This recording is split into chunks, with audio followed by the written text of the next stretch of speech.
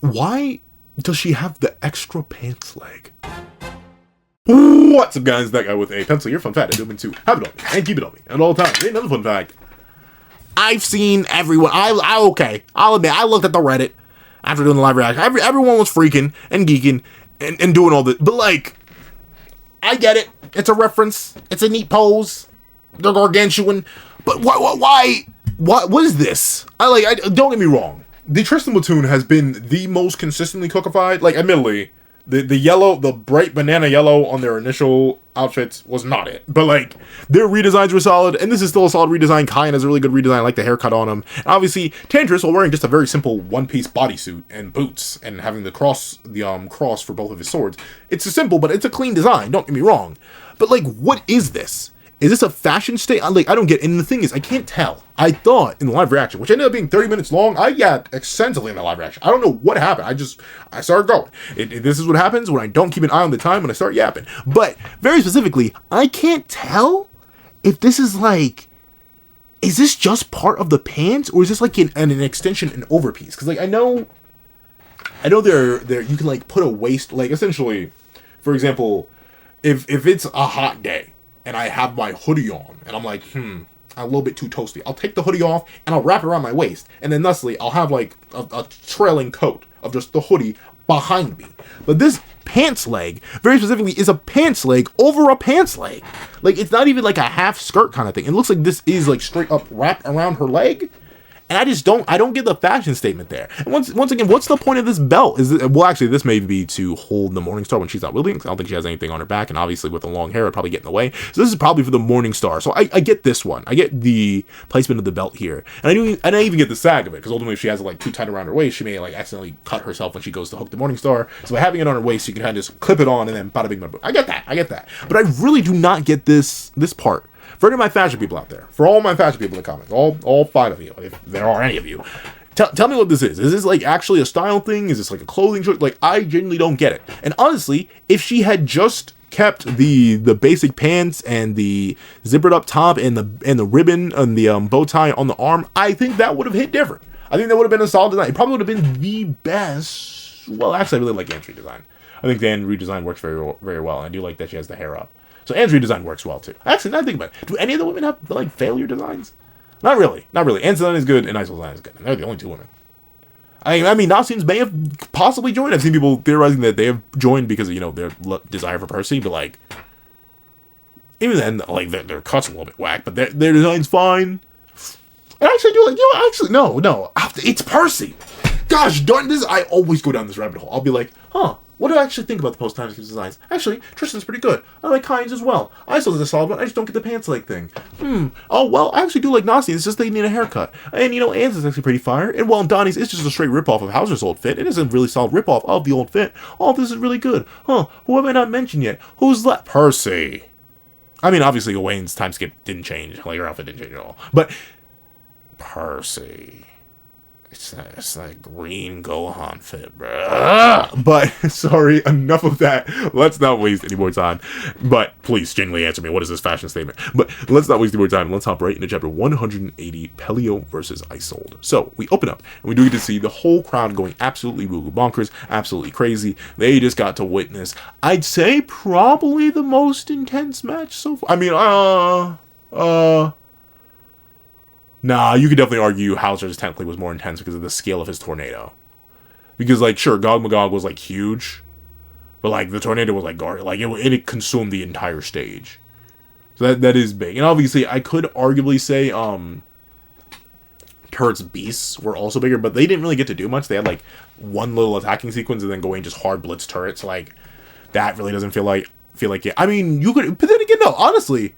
The tournament has been kind of a banger. I'm definitely hoping we don't go down the traditional Nakaba Suzuki route where he gets, like, really far into showing these really cool matchups and sets up these really hypothetical future fights and is like, alright, I got halfway or more through the tournament.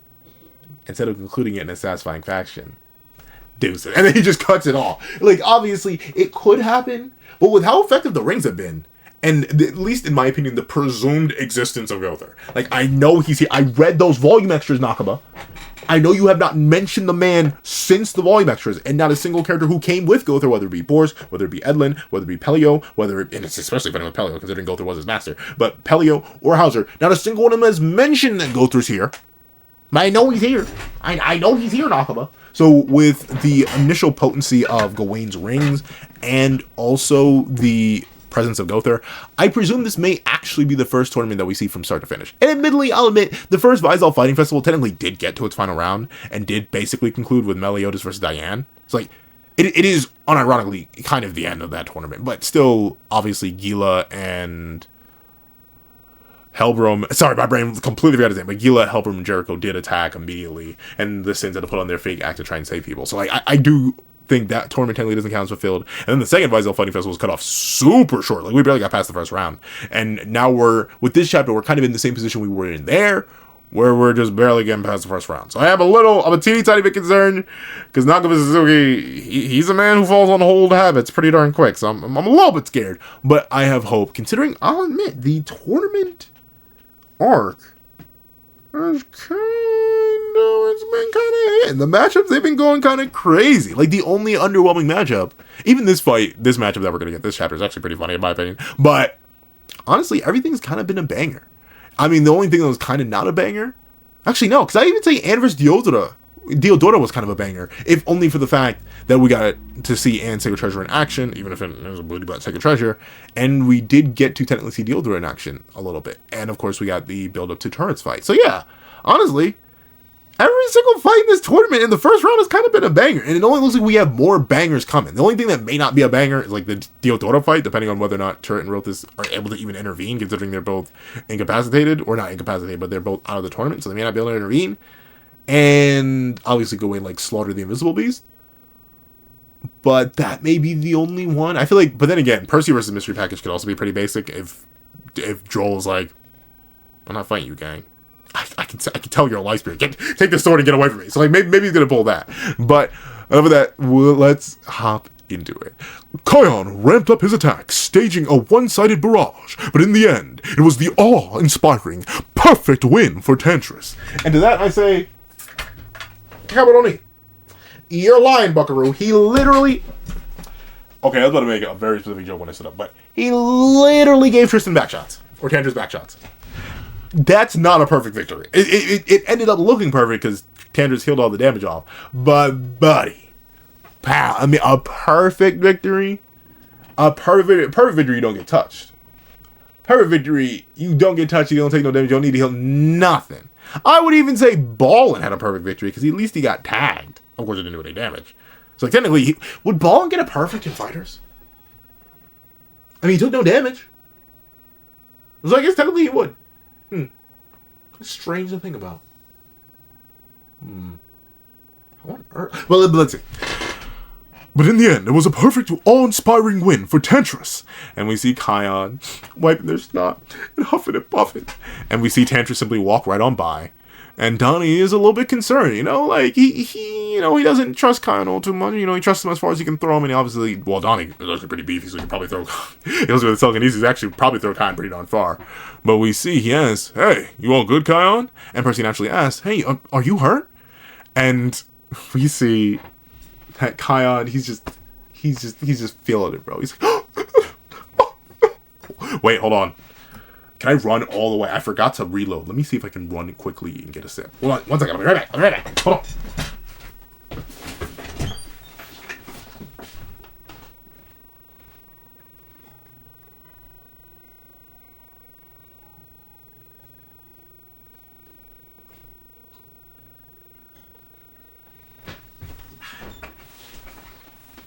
I'm back. Sorry, I had to moisturize, and this is gonna sound. Pause all over this. Before I say it, I'm still gonna say it anyway, because you never pause. We keep playing. Had to moisturize and lube up the throat real quick before I hit this voice. I regret saying that. Why did I say that? I can edit that out. I won't. I know editing me won't. I'll admit, the only time editing me fully wakes up is when like he needs a language something. But I don't ever language stuff in my own videos because naturally. So. Let's hit this voice, dog. I lubed up for it. Yes, in my heart, Prince Tristan, he should have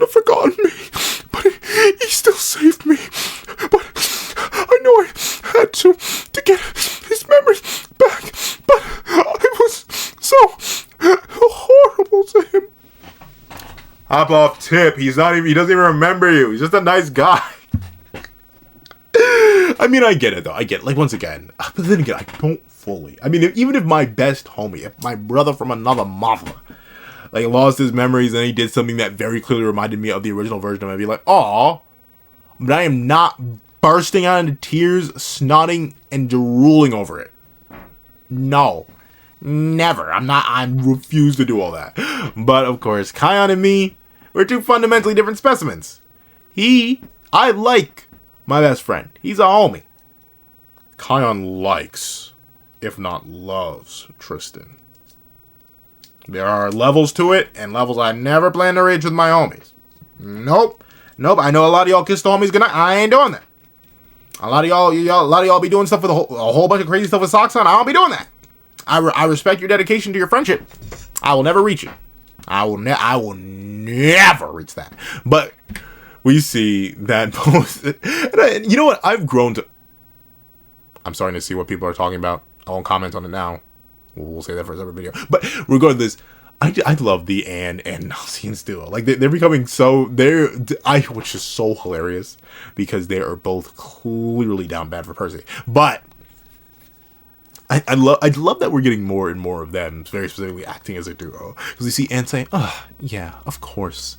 You would begin snotting and crying and literally drooling on it. And Nasiens says, his memories may be gone, but he's still the same kind prince, deep down. Which is true, right? Ultimately, Tristan, he's a real cool cat, alright? Or Tantress, he's a real cool cat just because of his nature. But that still is very impressive, right? It goes to show how much of Tristan's nature is truly internalized. Personally, I believe you are very much defined by your experiences and your memory. I think you could have raised me in a completely different environment, and I would have obviously had some traits that ended up exactly the same, and the biological traits I ended up producing over time presumably weren't influenced too much by my environment, but like a lot of my social traits and vocabulary and view of the world were all directly influenced by where I came from. But essentially with Tristan having nothing, or Tantress having nothing, he's a blank slate essentially. He's literally unironically running off basically pure instinct and whatever emotions a certain individual allowed him to have, if you know what I'm talking about, So that is very impressive that Tristan is that pure-hearted. Very much, I'd say, you know what the funny thing is? Unironically, he's the first one of his family line to be like that. And you'd be like, whoa, what do you mean, Pencil? Elizabeth was met. She was known as the Bloody Ellie. Nakaba sure forgot to ever show us the context behind that, but I didn't. She was feared in the demon world for how many demons she's slain. She was a monster. With no regard for demonic life. None. Not a lick of it. She found the light eventually, but she was on that dark path. And don't even get me started on Tristan's daddy. That man was a monster too. So like, Tristan is unironically the first person in his family to be like just truly pure-hearted and organic from birth. This is hilarious because he's literally half demon. But we see that Don is like, wow, sure, but his mind's still all wiped, huh? Yeah, obviously. He doesn't even recognize them. He doesn't fully acknowledge them. So Kion is absolutely drooling all over it for literally nothing. And, well, obviously for the action of being saved, but literally nothing. But, of course, we see Tristan, or Tantress, look up, looking for his goif, and he's like, huh? Isold. She was there a moment ago. And to be fair, it was more than a moment than when you saw her. Like, you had the whole fight with Kion, which at least lasted like 3 minutes. But with it being the case, we see Tristan casually flex the superhuman strength and is like, bet y'all wish you could do this, huh? And just straight leaps onto the side of the audience walls. And he goes, Isold! Hey, Isold, I won! And I do love how happy he seems about that. That's the thing. He is so unbelievably pure. And that's, I keep saying that's the thing. I do understand why people don't really, like, lean and rock and vibe with Tristan. His daddy left him some, like, gargantuan boots. Not even shoes. Gargantuan boots to fill. But I'll admit, I still do love Tristan. Is he my favorite of the Fortnights? Spoilers for a video I'm making. He's literally my least favorite. But still... but like it really is a race to the bottom between him and Gawain. Like it truly is a race to the bottom. I love Percy, I love Lance, but like who? Honestly, I need to sit down and think about that. Who is actually my character-wise Fortnights list? Obviously, the scaling list is basically like it's done. But Lance at 1, honestly, at this point, yeah, I'd say Percy at 2. Presumably Gawain. I mean, it really depends if Tristan goes Demon Mark, but either Tristan at 3 or Gawain at 3. But with that being the case, he's so adorable, dog. He's so adorable. He's adorable. But Isold, I won. That just gave me Bakugan Battle Brawlers for the DS flashbacks. What? I feel like I said it just like the custom character in that game. But, huh? He's absolutely shocked and bamboozled to see that she's...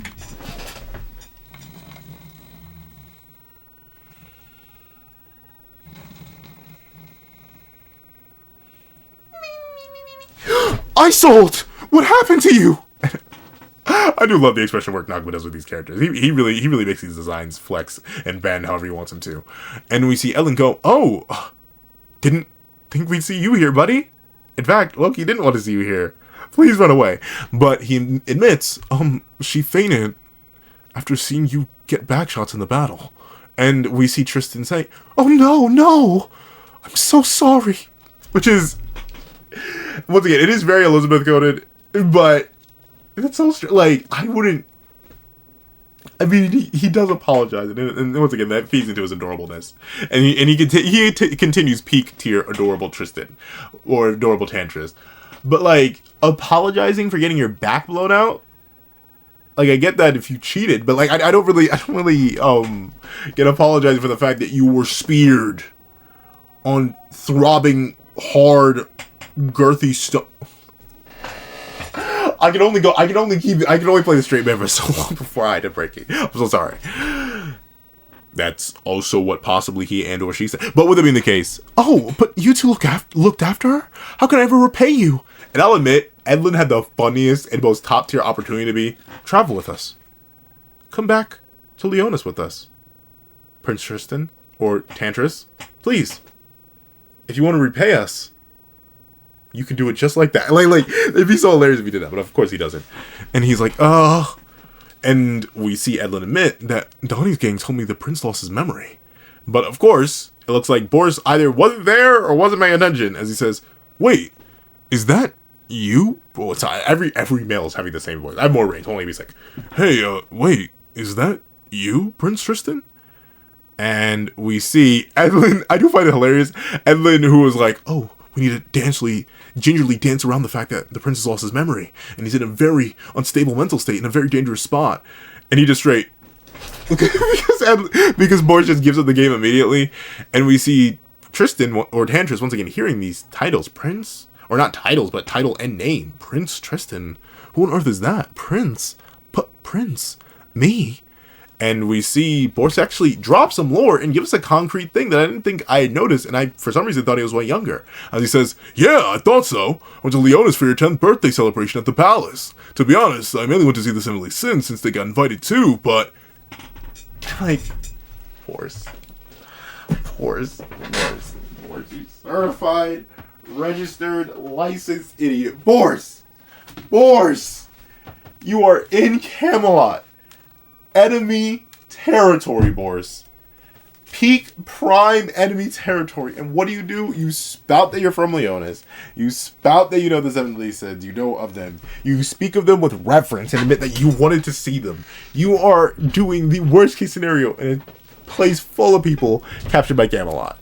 But it is interesting. If he was truly at the 10th birthday celebration, that was only 8 years ago. Meaning that Boris only spent about 8 years in the world of Camelot. For some reason, in my head, I had it as like a decent chunk longer. Like I thought he was at least in his teens by the point. Or no. I had him younger. I think I thought he was like 5 or 6. I thought he got sent to Camelot real early. But no, he only spent about 8 years there, which is still a really long time, don't get me wrong. But still very, very interesting that he was there, and we just don't know. But obviously, Naguma originally hadn't come up with the concept or character design of Boris, even as a child back then, so I highly doubt. I mean, maybe someone can go back and look for like the back of Boris's head or something like that. But I highly doubt that. But with that being the case, we see that something like old rusty gears, they're starting to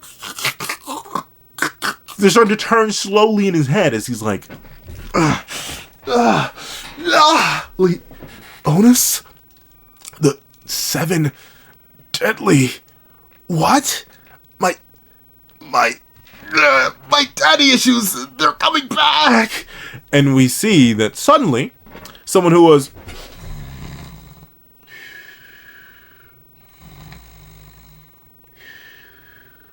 begins to stir a little bit. And we see that she goes, oh. And Boris admits, what a sight it was. And before you can keep on yapping, Edlin gives him the gut check or chest check or check of doom for no good reason. Edlin, he did not need all that. You could have at least just told him to stop or like grabbed his mouth and something. You did not have to elbow check him. And he says, you fool! Sorry, I want to hit the Sean Schemmel Goku, you fool! But I cannot hit it. Goku's in like a really weird range for me. He's in my range. Like, for example, if I can... Hold on. I wish I had more Bev. I just have this. I should have filled this up when I wanted to get my initial Bev. But if I can nearly hit the perfect cell voice, or imperfect cell voice consistently, and go from this all the way down to here, and all the way up here, in a matter of an instant, and truly manipulate my voice, and I riot your feelings, and tell you just how I got these scars. I'm shocked I can't hit Goku. I can't hit anybody from Dragon Ball. I've noticed that. Or at least from any of the official Dragon Ball material. I can hit, like, villains from Abridged and Frieza. I'm assuming being just like Chris Ayers Frieza. Like, I'm not, I mean, it probably is mostly based on Martin's Frieza. Like, Martin from, Dragon Ball Z Abridged fame. Like, it presumably still is that Frieza I'm drawing on mostly. But I can hit Imperfect Cell. It doesn't sound exactly like how Takahata 101 did it, but I can get pretty darn close, gosh darn it. My name is Nicky Down. Who are you? My name is Imperfect Cell. Like, I can hit that. I can hit Bata, the fastest in the universe. But, like, that is, like, one off from Imperfect Cell, so it makes sense I can hit that. I can become Lord Frieza, Emperor of the Universe, you filthy monkey. I can hit that easily.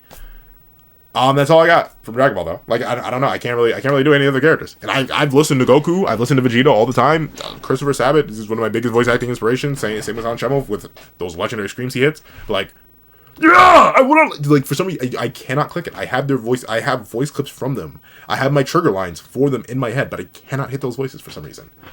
I have no idea why. I'm sorry. I went on a complete tangent about voice acting and my own inability to manipulate my voice. All because he literally said what isn't even a Goku reference. I just associated with Goku. But, you fool! We were warned not to agitate Prince Tristan if we ran into him. He's worry of all of us.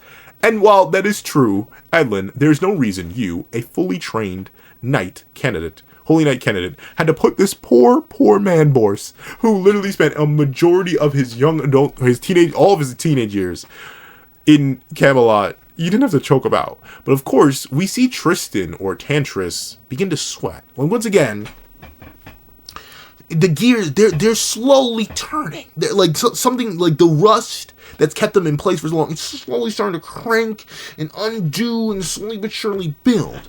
But we see that the Isold, now conscious, and noticing that possibly her control is faltering, goes, Tantress? But before any of them can deal with that, they hear the roar of the audience. And we see Kabuto Ni declare, now, for the final first round matchup of the day, the fourth battle in Block B, it's Pelo against Isold. And we see Isold walking up with that weird pant. Like, once again, it looks like it's part of the pant. I just don't get it. But with her Morning Star out and drawn, sweating a bucket or two. Meanwhile, Pelo's hitting there like... I can't crack my neck. I'm very fragile. Or, like, very brittle. I've noticed my... Hey, I mean, honestly, I'm happy I can't... Well, there we go. There's a crack in my wrist. But, like... Hey, look at that. I'm typically very brittle. Like, I don't know why my bones be crickety-cracking all the time. And I'm old. I ain't that old just yet. So I'm very scared. For, like, 10, 15 years down the line, like, I am horrified what my bones are going to sound like. You really can say, like, admittedly, I am... Like, for reference, today, I weighed in at 219. And you may be like, Pencil, look at your gains, though. Isn't that immaculate? It is not. For what I am, and this will, like, allude if you can do a little research to figure out how tall Pencil is in canon. I always say 2 feet, but maybe a little bit shorter than that. I weighed in at 219 today. I am 39 pounds overweight. I think technically I'm still obese. I'm not morbidly. I was morbidly. But now I think I'm just obese. I'm not overweight. I think I need to be like in the 20-pound range to be overweight, and then like the 20 to like 30 is like obese, and then like morbidly obese is anything beyond that. I was morbidly. I think now I'm just obese. But regardless, they're gonna lose a whole bunch of weight. So maybe hope that'll take the pressure off my bones, because I am worried with how much they be crickety cracking in. But with it being the case, we see that as Peleo's crickety cracking in, Tristan realizes, a second Isold? Why does my heart speed up when I see her? I'm feeling it. My instincts. As a short king, I need my tall, powerful muscle mommy. I'm not into short women. What is this taking over me? And to that I say, Tantress, you just like your Uncle Pencil. And you just like your daddy, dog. You love them tall, strong women. And hey, me, Tantress / Tristan, Meliodas, we love them tall, guys. We love them tall. Luckily enough, I'm only 2 feet tall, so I can easily get picked up. I love puppies. When was the last time I read? Actually, no. There was a person who picked me up, but it was not something I was gonna do. They just straight up whoop. They just lift me up off the ground because I am tiny. I'm small. I'm only 2 feet tall. But with it being the case, and I know you're like, Pencil, you just said you weighed 219 today. How can you only say you're 2 feet tall? Mathematics, bro. I'm very compact. I'm almost as dense as a black hole. But with it being the case, Tantress is clearly feeling a certain type of way. We already got hints of this well before anyone started to break into his brainwashing. Just seeing the real Isold had Tristan pausing, or Tantress pausing, in the free-for-all of yesterday's bout. So of course, seeing her again, obviously seeing her look sad, and we know that bow was a gift from Tantress. Honestly, I wouldn't be shocked if he snapped right back into it if she put that bow on her head, just considering he was the one who put her on game real quick. Clearly, Tristan, he's remembering his instincts, bro. He's remembering his instincts. Yo. I mean, and you'll actually, because that's the thing, I can't really, notably, I feel like, I don't feel like, I know I am the exception in that sense. Me like I'm tall, strong, I'm good, I low-key, I am the exception. I found that out a lot. At least, let me think. In my friend group, there are 2 other people who built just like me for real, who are like, we want them tall. And of course, they're actually tall. One of them's 6'5", so I'm like, hey, good luck finding a woman taller than you. So you better go to some WNBA games or something. You good luck with that, buddy. And the other guy, he is, I think he's 5'10", so he does actually have a chance. I've run into like multiple 6-foot women in my life, so like he does have a chance. Well, all of us are on the same page, but everybody else in the friend group looks at us like we're insane. Like, really? Tall? Especially strong women? What's up with that? That's so weird. That's so antithetical to nature. And I'm like, antithetical to nature? Not my nature. I like them tall. And Tantress and Mel are just like me. For Tantress, Mel, and Zell. It runs in the demonic royal family and me. But with it being the case, we see Isold looking very nervously, or the fake Isold looking very nervously at her Tantress boy toy. And she suddenly goes, yeah. And Tantress turns and goes, Isold, are you still not feeling well? And obviously, Edlin, who is genuinely being a good person, outside of gut checking or chest checking and choking Boris, he still is a nice guy. And he's like, I have an apothecary friend here that she could see. And we see Tantress say, oh, great. Let's take her somewhere quieter first. And they go to remove her from the stadium, which is obviously roaring and cheering, considering they've had a pretty good bout of battles. And I do agree. The roster, the run of the tournament, it's been, we've had some solid bangers, some solid bangers so far. So I am leaning with it and I am rocking with it. So I don't blame the whole crowd for getting hyped. And Capital need to declare, that was not my voice. This is not my voice. Huh! Capital need declares, let the battle begin. And we see Pelo admit, to be honest, Isold, it doesn't really matter which one of us wins. But what'll it be? What do you want? If you're not prepared to fight Prince Tristan, you can give me the victory. And I'll also immediately lose. Because they know. Both of them know we are not built to fight Prince Tristan. He's a little bit too strong.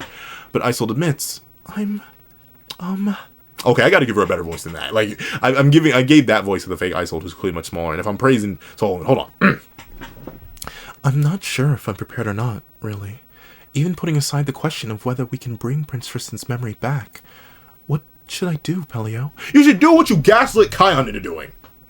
Like, I'll admit, that's some L friend behavior. That's some L harem member behavior. Because, just in the same way that Nasiens and it... Well, Percy, he's leading Tristan.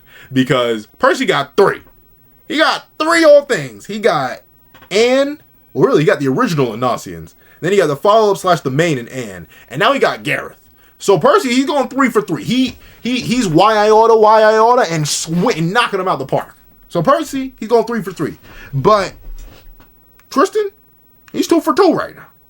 And the fact that you convinced your other little partner, your little friend, your little friend, if you said you convinced them, like, go, fight him, all out, kill him if you have to. Like, the fact that you did all that, and suddenly you weren't even sure if you want to fight him, Isold. Lock in. What is that? What is that? That's like the kind of friend who tells you, hey, eat this exotic food. And admittedly, that threat doesn't bother me. Cause I'm like, especially if I'm traveling, give me your most strange dish. What's it made out of? It is made out of rats. I will eat it anyway. I do not care. Did you cook it all the way through? There's no disease in this, right? I won't die. No, sir. It is against our regulations. Give me the food. I will eat it. I don't care what it's made out of. If I were to go down in a complete list of some of the things I've eaten in my life, y'all would look at me like, huh?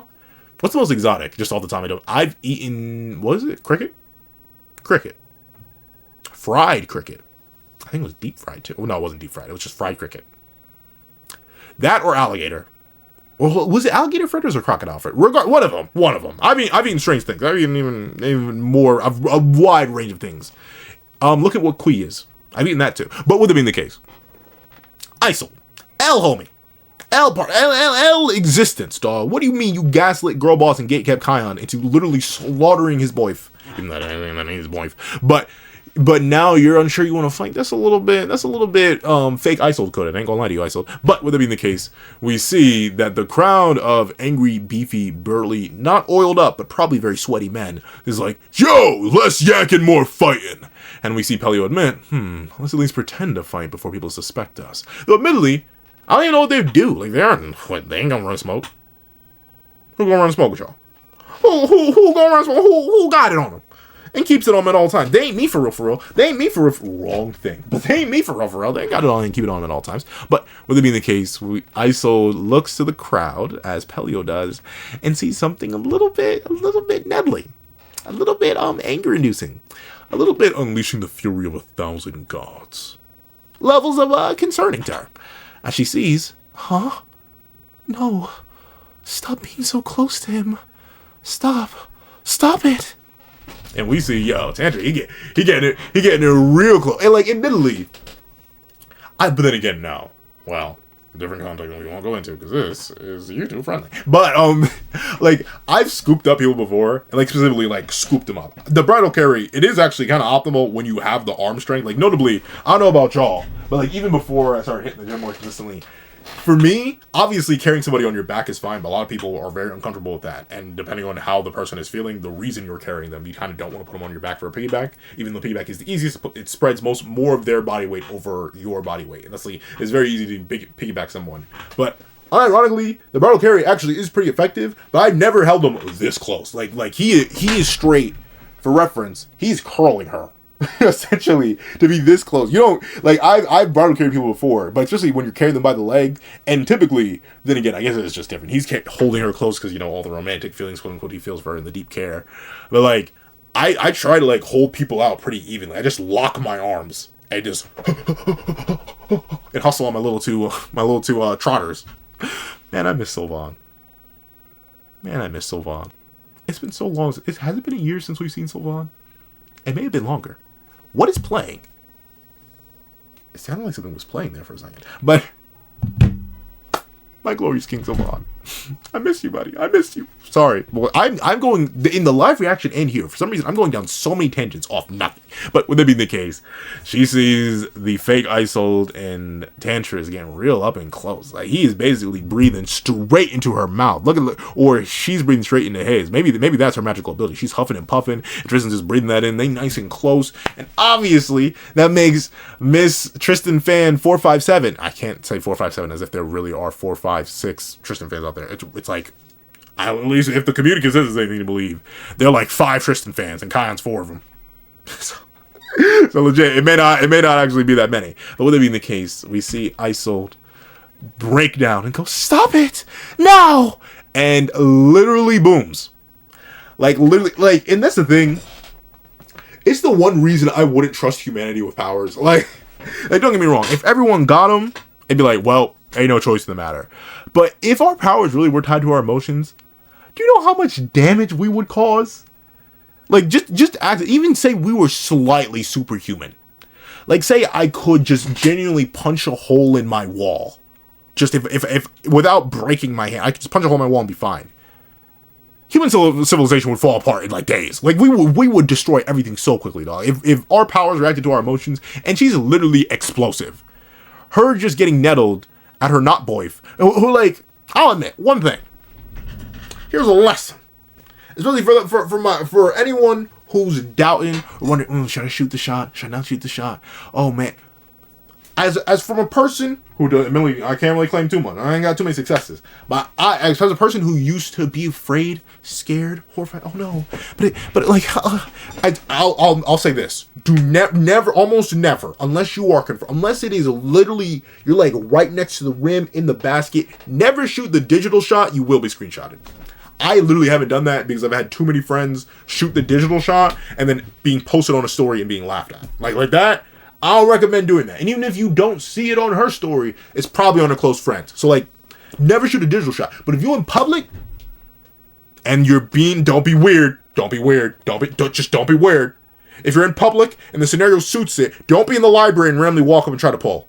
Don't do that. Don't be in any scenario where, like, don't be at the bank and, like, even if you see the most gorgeous woman or gorgeous man or gorgeous whatever you're into of your life. I mean, maybe it's strike up a conversation, I guess, but don't go shooting for it immediately. But if you're in a scenario where you feel like, this is a chance for me to shoot my shot, but you're scared, shoot, throw it up. You never know what hits. And the best thing about doing it in public, they will never see you again. Like, obviously, I don't recommend, like, dating any of your coworkers or anything like that. I think that's way too much hassle. You're gonna have to see them literally every day. You're gonna see them more than you see your family half the time. But if you're in public, in a strange location, trying to get a different type of motivation, if you know what I'm talking about, man, I don't care, shoot every shot you got, because you ain't never gonna see them again. And they can't screenshot you in real life. If they're with friends, and they see you coming up, then you may get recorded. So still be careful. But as long as you're not being weird, and as long as you're not being recorded in any way, shape, or form, even if you think, oh, they're out of my league, shoot it. Trust me, shoot it. You never know what hits. You never know it, so always shoot it. And the main reason I'm bringing this up in this scenario is because Isold ain't never laid claim. She ain't never put any stakes in, any stock on nothing. She's felt a certain type of way about Tristan for a minute now, since childhood. She ain't never laid anything down. She ain't never laid no stake. So of course, I'm in the camp with Isold. We're like, hey, this is clearly another woman trying to steal your man. So I get it, but he ain't even your man though. He ain't even your man. That's why I say you always gotta shoot. You never know. Now 9 out of 10 times, I'll admit, as a person who's taking, I be shooting with my left, even though I'm not left-handed. I'll be shooting. There's like a 50, especially in public and you don't know, there's like a 50 to 75% chance to have a boyfriend. And that, or partner of some sort. In that case, yeah, leave it be. Don't be one of them. Don't be one of them. Well, I mean, do what you will, of course. Do what you will. But don't be one of them. If they say they're in a relationship or they ain't interested, keep it pushing. Plenty of people, there's 8 billion people on the planet. You find somebody eventually. But with that being the case, she ain't never laid claim to that. So the fact that she's freaking and geeking and dares to doom and boom my boy Pelo is kind of crazy over something you never shot your shot at. You ain't never claimed that. It's a competitive and dangerous economy out here. You think, oh, I ain't gonna shoot my shot now. I'll shoot it in a couple months when I'm feeling better, looking better, or if I ever see her again. You never know. Someone can get claimed in a day. In the same minute. In the same minute that you're debating on whether or not you should shoot your shot, someone else may go and shoot that shot. Especially if you're in a shooting shot scenario where ball up top, where the ball's up top, someone you looking at, if you're looking at them, someone else is looking at them. And they looking at somebody else. So you always want to be the first to take that shot. There ain't no team sport in that instance. Shoot that shot. Lessons from Uncle Pencil. Shoot that shot. But that side, she literally booms, cut boom, and detonates everything around her. And we see Then everyone's blown away, except for Gawain. Gawain's aura farming. As you can see, she crosses her arms, letting her cape blow in the wind. She took lessons from Master Piccolo. And we see Caberoni say, a huge explosion. Isold makes the first move. And of course, Beltreep is like, mid. I want to see more ballin'. And hey, me too, Beltreep. But with it being the case, we see Isold realize, oh no, I just boomed him. And we see Pelo actually be pretty fun. Now, admittedly, just because of how tiny this panel is, I don't know if Pelo actually got directly hit, because clearly this is Isold in the epicenter of this. But unironically, considering this is, I mean, she's mentally distressed, so maybe this actually nerfed her magic, but still, very impressive that Pelo tanked the booming, dog. Like, that's actually, like, remember, pretty time skip Isold did chunk Bellagallant. That's a little bit of a feat right there. Obviously, she was like mental amped in that moment. It's like it's not like a feat that would like. If I'm memeing and I'm like, I need to get Isold above all of season 1 and possibly early season 2, like then I'm gonna pull up that feat. But like it's clearly the outlier. I don't think Isold's ever really implied to be that powerful. But still, shout out to my glorious, legendary, juicy, scrumbly Empress King Pelo, who actually ate that breakfast, lunch, dinner, and a snack on the side as he hits the. Whew, well, I forfeit the match. Oh, sweet mother of mercy, there's so much dust in my lungs. And we see Isold say, oh, Pelo! And of course, everyone is a bit disappointed and goes, boo! What the heck? You should have fist fought the woman! And we see that, not Beltreep, Caberoni declares, Pelo decides to bow out. What an abrupt way to end the day. And yes, the day. We are not wrapping up the tournament today. Which is crazy, because I feel like it hasn't even been an hour in universe. But with it being the case, well, actually maybe an hour. Maybe an hour. Maybe an hour. I don't know. At least 2. But with it being the case, we see, and so, the winner of Block B's 4th match is Isold. And we see Isold apologize. Oh, I'm so sorry. I didn't mean to do that. I didn't mean to boom you. And we see that Pelo admits, whether you did or not, you have your answer now, huh? Because I sure ain't fighting that. I refuse to get body bagged by Tantress. And we see Pelo in all of his short king. Well, then again, Isold's just really tall. Like, I actually don't. We're gonna run to the. We probably don't know her post time skip height though. I think she did get taller, but I think she's like 6'4". Like she actually is pretty tall. So Pelo may not even actually be short king status. He literally, like, when he goes to passively pat her on the back, he can literally only hit her lower back because she's that tall. And he says, just try throwing that stuff at him next time, not me, okay? And she goes, oh, okay. And Pelo straight up admits, you can count me out of this love respect. Sweet mother of mercy, I am not built for all this. And we see the crowd continues to boo and throw stuff at Pelo as he goes, shut up! You get boomed! And let's see how well you tank it. And we see Boris even complain like, Pelo, man, you gotta show us a little more. Show us off a little bit. And we see that Pelo's like, you're the last guy I want to hear that from. You didn't even make it past the free-for-all. And of course, Caberoni, smiley face on his helmet face, is like, and now we know the 8 gladiators who will proceed to the 2nd round. Here's the card for tomorrow's proceedings. And presumably tomorrow will be the final day of the festival. I forget if the fighting festival was actually set up to be 3 days previously, or if it's just ending up being 3 days. But we see the card. The first fight in Block A is Percival against Mystery Package. Obviously, Percival is going to win it. The main intrigue behind this match is whether or not Percy will get his sacred treasure.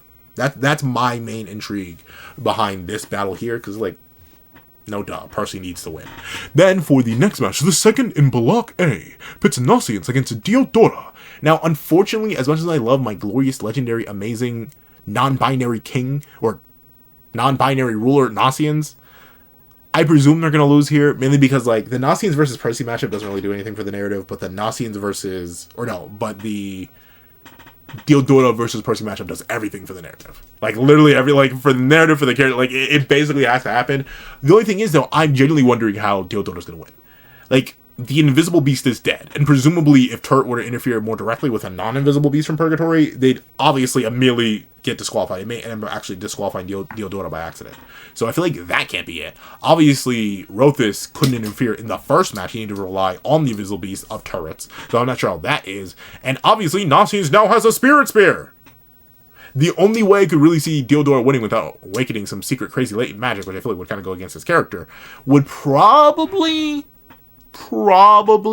be Nasiens being like, you need to face him yourself.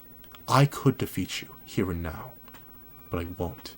You need to face the man whose life you ruined by simply existing. No, the life that you and your father ruined by simply existing. And then Nasiens, like, forfeits the match. That's the only way I could, like, see it organically, unless Diodora gets some crazy power-up, or there's some strange interference.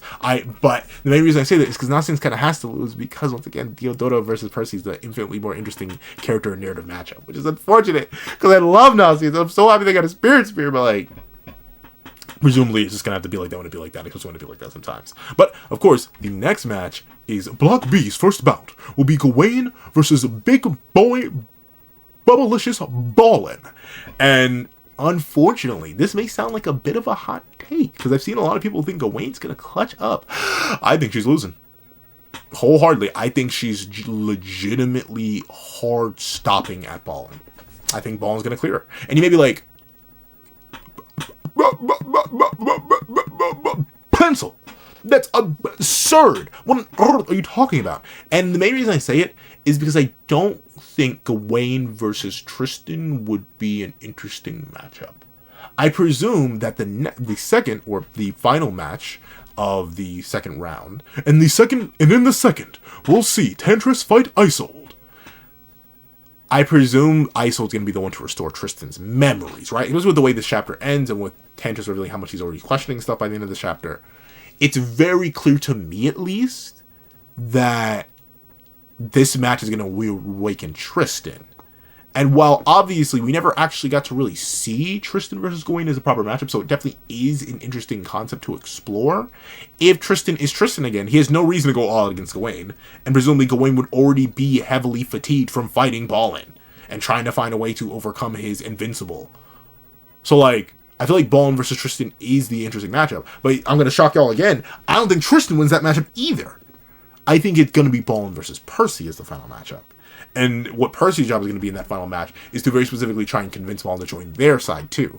Obviously, Gareth and Ballin do seem like two important characters to mythology itself, the Arthurian mythology. And also, it seems like Ballin would love to fight Lance.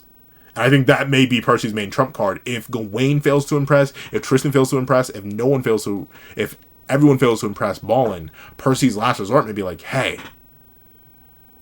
we know a guy. And he's really strong. And then maybe after seeing Gawain's power and Tristan's power and even Percy's power, he's going to be like, if you consider that guy really strong, maybe he actually will be a rival to me. So, like, ultimately, that's why I can see Ballin versus Percy being the final matchup. And obviously, Percy's going to beat Diodora. Like, that kind of has to happen. But with it being the case, Tantress versus Isold will be an interesting match.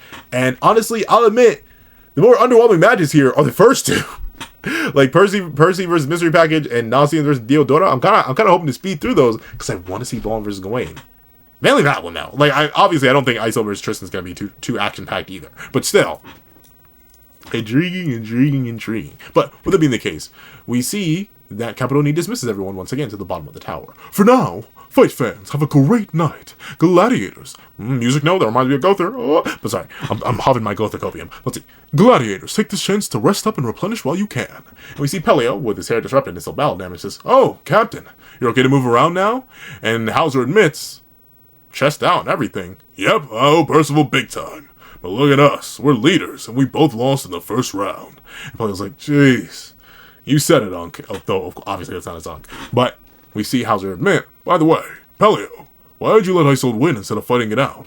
And Pelio drops the most real answer we've heard basically all tournament of like, because neither me nor her are capable of being Prince Tristan. Question is, how will make him regain his memory? If we have any chance at it. So, I do love open shirt Hauser. What? Yo, question? This isn't a live reaction, but I'll ask y'all again. What is the uncle version of DILF? Because that's definitely Hauser. Like the stash, it's hit. The stash, the big broad chest, like it's hit. It's hit.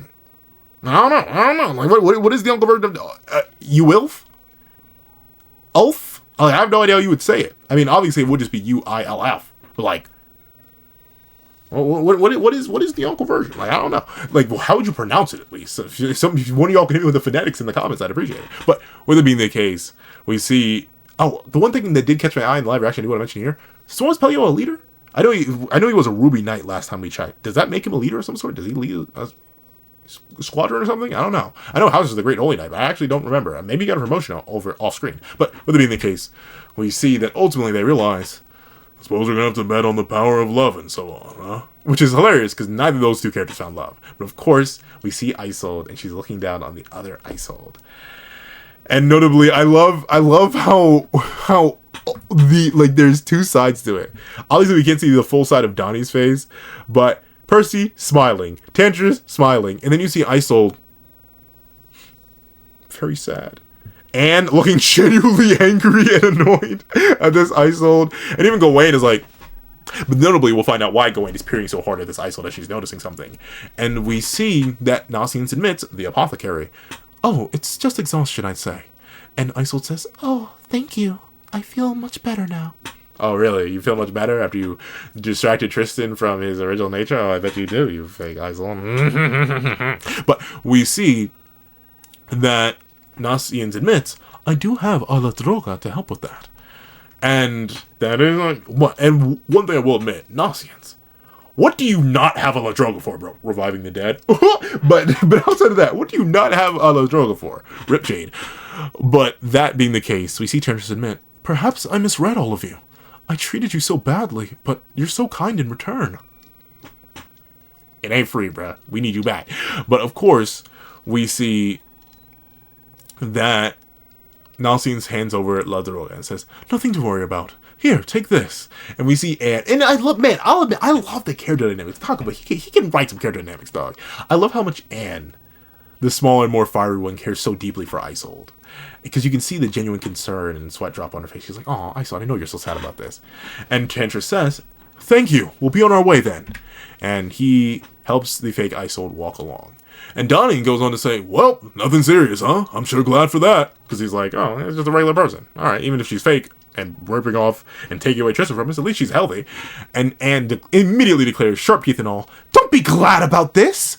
And Donnie's like, hey, why are you yelling at me about it? It was Edlin who brought him over, which is true. But of course, Edlin was set up by the plot, gosh darn it. They need to be near the fake Isold in order for this to work out. But we see that Boris immediately notices, oh, Anne's got her energy back. And unfortunately, Boris is part of the Anne fan club.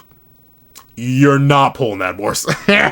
I've said it before and I'll say it again. Boris, that is not, your parlay's not hitting there. But we see that Edlin immediately declares, hey, don't pin this on me. But Edlin, who else would we pin it on, Brett? It is literally your fault. But, well, not really. Of course, it's the plot. The plot did him dirty. But we see that Anne admits, what do you want from me? You brought them right here where Isold could see them. And yeah, once again, I don't blame her. I'd be extremely sad and or mad, even if my hypothetical not shot was being manipulated by someone who took my name. Because presumably, like, come on now. There's no, I mean, Isold is a pretty unique name. So it's like, there's no way that isn't intentional. But we see that Isold tries to calm down Anne as she says, no, it's not his fault. And we see Anne admit, and why give her why did I say medification? What is that? What? But why give her medification? I said it again. What is wrong with it? And why give her medication if it was just exhaustion anyway? And of course, Kion, for once agreeing with Anne, which is so adorable to see, says, yeah, I agree. Because of course, he also hates that his glorious, loving, amazing, juicy, scrumbly-umptious King Tristan is being taken away by this fake Isold. And Nasiens hits the finger pose, rubbing a mustache that doesn't exist, and is like, And Percy notices, is like, oh, did you spot something, or what's up? And Nasiens admits, certainly, rest is the best treatment for physical exhaustion, but... And Gawain hard confirms it.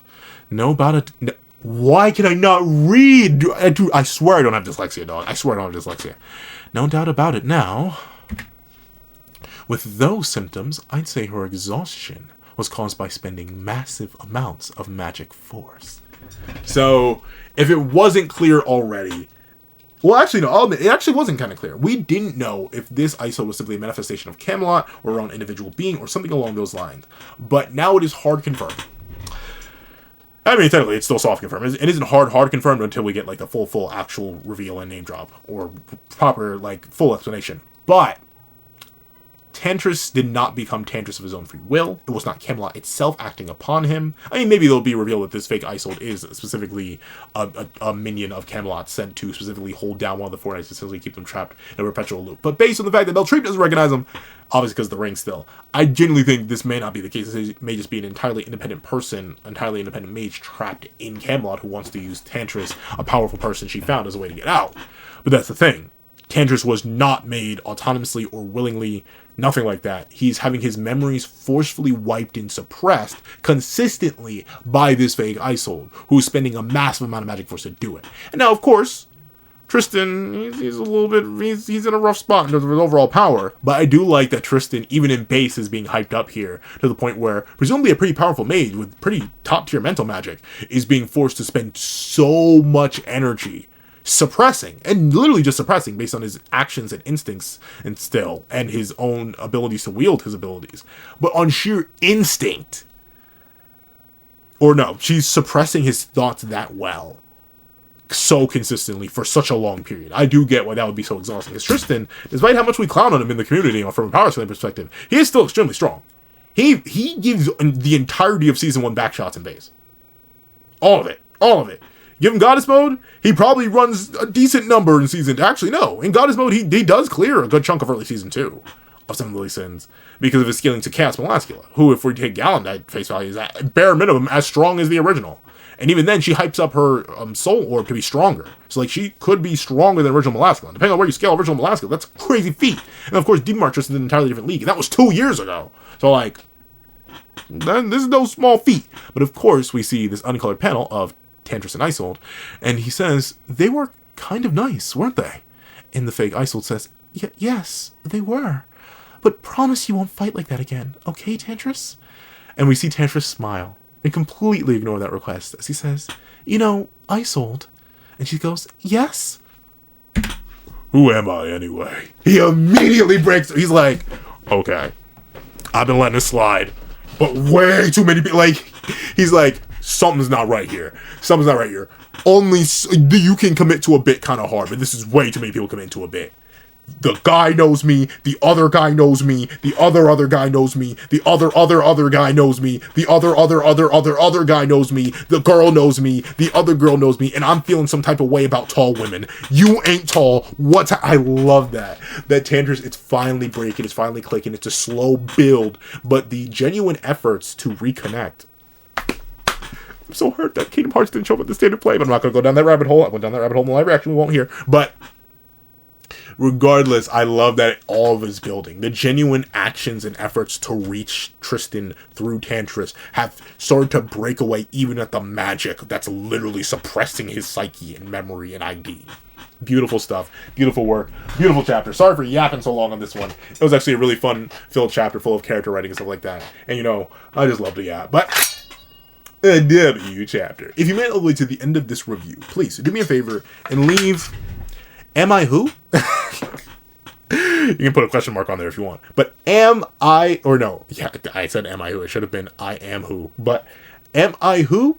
In the comment section down below. I'd like to thank you so much for watching. Please remember to leave a like, share, comment, and subscribe. Make sure that notification bell so you don't miss out on any videos that come to the channel. Also, you're going to have a Patreon below where you can support me for as low as $1 a month. Things like exclusive videos, early content, and more. You also now become a member of the channel for as low as $3 a month to get the same perks and more. Some of those perks include the 30-minute, because I lost track of time, 30-minute live reaction to this very chapter, and variations of all my videos. And if you become a $25 patron or a $25 member, you can order whatever video you want. Also, I know a link to my Ko-Fi description down below. You can drop 5 beans for a short video, 29 beans for a long video, or any beans at all. Any support is always greatly appreciated. Now, I'd like to thank you so much for watching once again, and I hope you guys have a wonderful day. This is that guy with the pencil, writing off.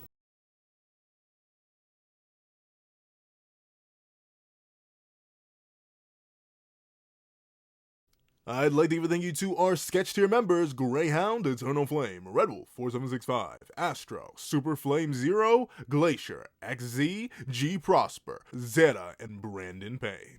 Then I'd like to give a little thank you to our line art tier patrons: Sean, Midnight Lord 21, Kevin, Encarnacion, and A+A.